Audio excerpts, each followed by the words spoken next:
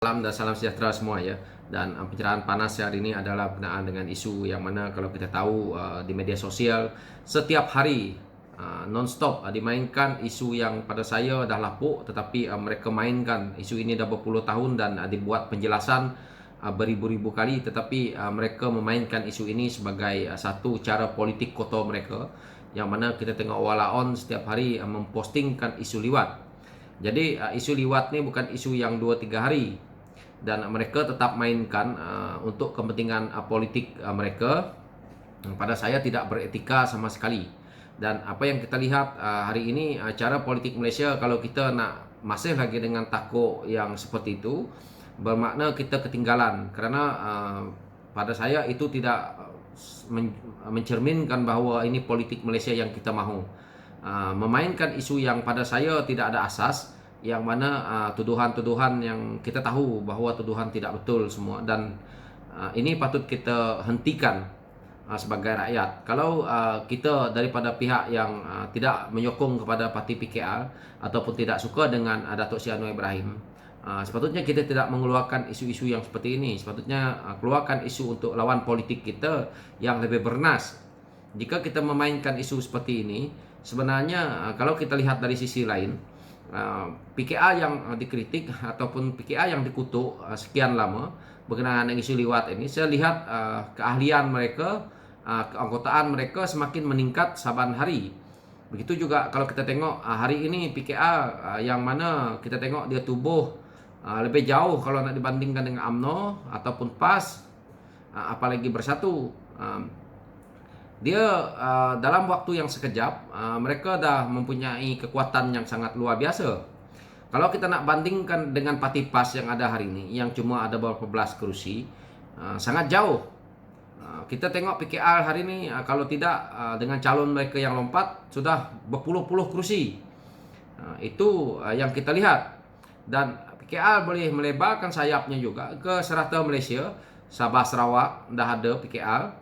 Jadi ini adalah satu kekuatan yang apabila kita mainkan isu liwat, yang mana tidak relevan lagi kepada rakyat, dan ramai rakyat di luar ni mereka mengetahui bahawa permainan politik kotor ini membuatkan satu kebencian kepada satu pihak politik yang lain.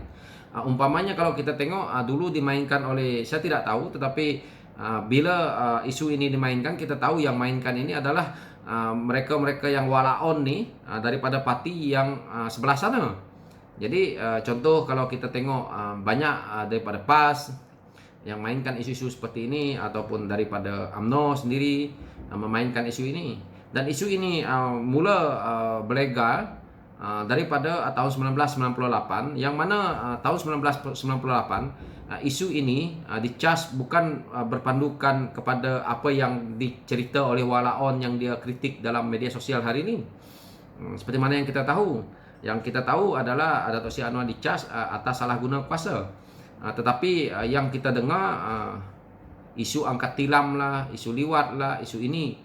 Jadi ini pada saya satu yang sepatutnya orang yang berpengaruh dalam politik ini juga, seperti siapa yang buat kerja ini dulu, seperti mana yang rakyat tahu bahawa ini adalah di zaman pemerintahan Tun, sepatutnya Tun pun bertanggungjawab dengan isu ini, yang mana isu ini sepatutnya dibersihkan. Dan kita tahu setelah yang terbaru ini, yang mana Datuk Seri Anwar Ibrahim dah pun keluar daripada penjara dan dibersihkan tentang isu ini, tetapi tetap dimainkan oleh walaon-walaon yang ada di luar sana. Cuma harapan saya sebagai rakyat, saya berharap satu saat sewaktu PHS boleh memerintah akan datang, saya harap perkara ini perlu dibersihkan. Dan saya juga tidak nak sebagai anak muda di waktu akan datang mereka mainkan isu yang seperti ini yang tanpa asasnya. Dan kita tahu bahawa parti seperti PAS dan UMNO, mereka banyak mainkan isu ini. Tetapi hari ini kita tengok mereka sendiri terpalit dengan bermacam-macam kes, terutamanya kes rasuah, yang mana yang kita tengok yang ada dalam kerajaan hari ini, apa yang mereka lakukan hari demi hari, ada saja kes yang mereka lakukan. Jadi ini kalau menurut saya lebih besar daripada apa yang kamu buat ini, fitnah ini. Pada saya ini satu fitnah yang mereka lemparkan. dan mereka mainkan di media sosial. Dan benda ini sepatutnya mereka bertanggung jawab.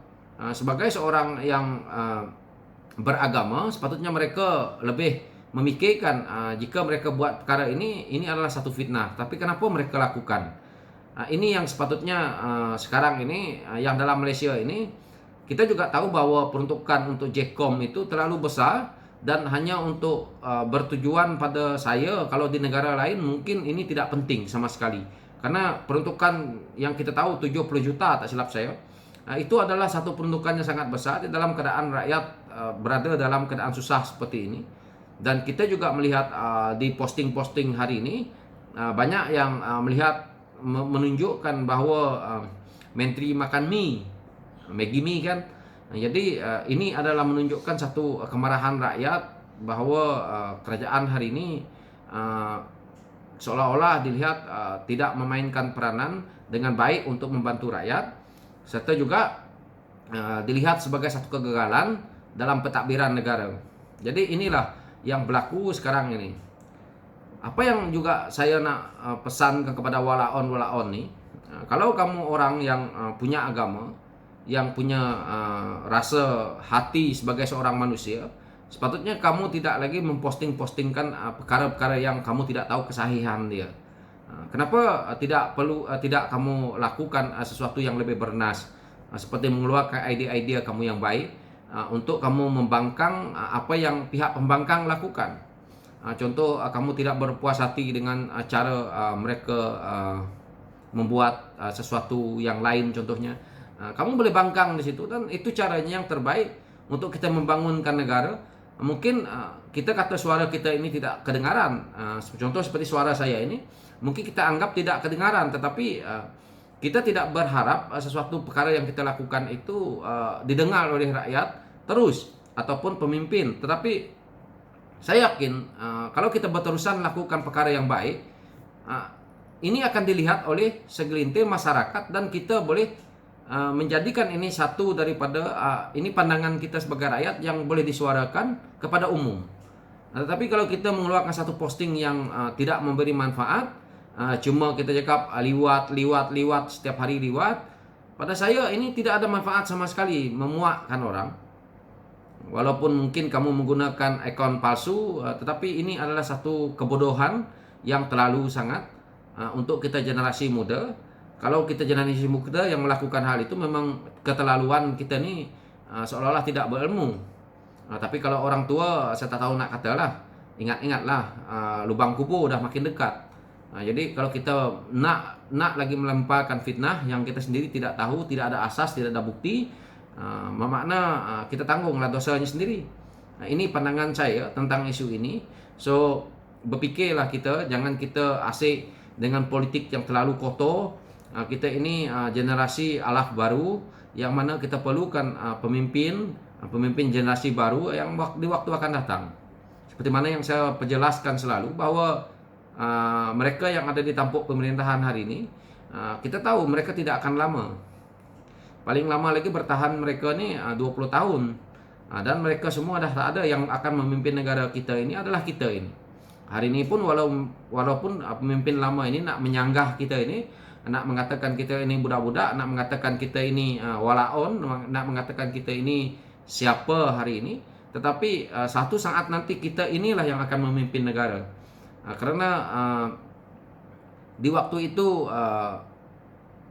pelapis-pelapis ini akan naik, dan mereka akan tukar apa yang perlu kita lakukan untuk negara ini. Dan di waktu itu kita akan menyesal bahwa peninggalan mereka ini penuh dengan onak duri, penuh dengan hutang, penuh dengan segala macam penyelewengan, penuh dengan segala macam kekotoran politik yang mereka tinggalkan kepada kita.